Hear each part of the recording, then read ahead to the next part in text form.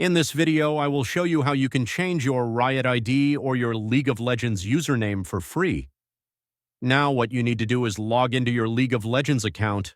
Once you're logged in, go to the Store button, and in there, you should see a little button that says Account.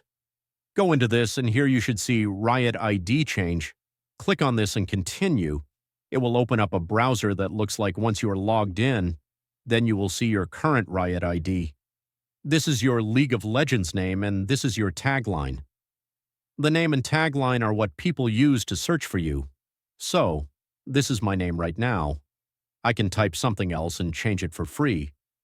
You can only do it every 90 days, so you need to make sure you choose a name that you actually want. Make sure there are no misspellings because once you've changed it, you cannot do it again until after 90 days. But really, it's that simple, and that's how you do it, guys. Thanks for watching.